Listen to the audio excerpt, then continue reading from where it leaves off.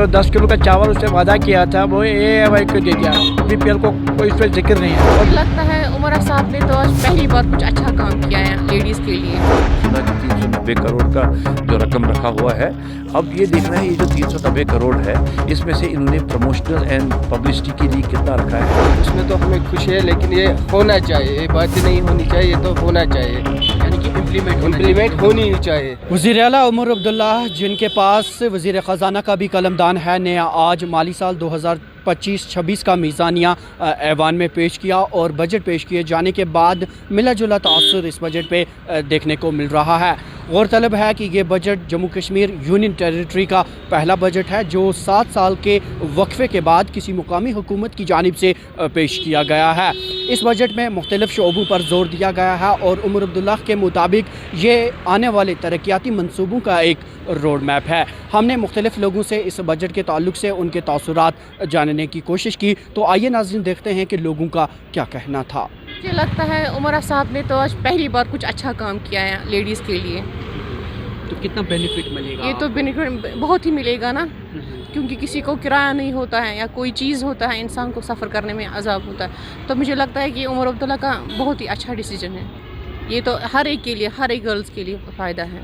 तो आप रोज़ जाना पड़ता है गर्ल्स को स्कूल कॉलेजेस, रोज़ उतने एफर्ट्स नहीं हो सकते हैं माँ बाप के पास कि उनको रोज़ उनके पैसे दें, तो इसीलिए और अलग से कंफर्टेबल बनाया है। उम्मीद तो करते हैं इंशाल्लाह रहमान, अब उम्मीद से तो दुनिया कामयाब है, तो उम्मीद ही कर सकते हैं। तो बस अल्लाह उनको भी साथ दे और अल्लाह ताला सबको कामयाबी करे। 200 यूनिट फ्री कर दिया है उसमें तो हमें खुशी है, लेकिन ये होना चाहिए, ये बातें नहीं होनी चाहिए, ये तो होना चाहिए, यानी कि इम्प्लीमेंट होनी ही चाहिए। बिल्कुल, ये तो अच्छी बात है, क्योंकि बेचारा गरीब क्या करे। अभी तो अल्लाह की कसम कुछ भी नहीं बनता है दिन को, लेकिन अल्लाह का शुक्र है, इसमें भी अल्लाह ताला का शुक्र है, क्योंकि हम तो मुसलमान हैं, नाउमीद नहीं होना चाहिए हमें। अच्छा इकदाम उठाया उमर अब्दुल्ला साहब ने, चीफ मिनिस्टर साहब ने, क्योंकि ख़वातीन जब भी निकलती थी अपने सफ़र के लिए, कहीं भी कॉलेज लड़कियां जाती थी या अपने ऑफिस के लिए जाती थी, तो उन्हें फेयर एनी हाउ देनी पड़ती थी। तो ये बहुत ही अच्छा इकदाम चीफ मिनिस्टर उमर अब्दुल्ला साहब ने उठाया, जिसमें उन्होंने ख़वातीनों की बात उठाई थी, जबकि हमें ये मालूम ही नहीं था कि हमारी बात की जाएगी इस बजट में।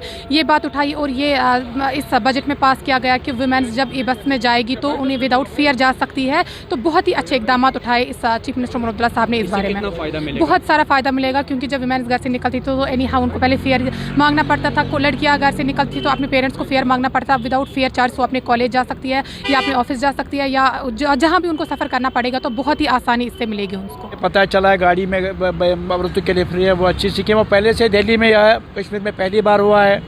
और जो उन्होंने रखे हैं, जो मैन्युफैक्चरर से 10 किलो का चावल का वादा किया था, जो 10 किलो का चावल उससे वादा किया था वो AAY को दे दिया। वो BPL को कोई इस पर जिक्र नहीं है। और 200 यूनिट वो भी और AAY के लिए है। आम लोग के लिए क्या है, आम लोगों के लिए क्या है ये भी बताया असेंबली में। उसके हाथ में कितना ताकत था बजट को इस्तेमाल करने का। और पहले जब दिल्ली से रिपोर्ट आएगा, जल्दी रिपोर्ट देगा इस चीज़ का, तभी इम्प्लीमेंट होगा।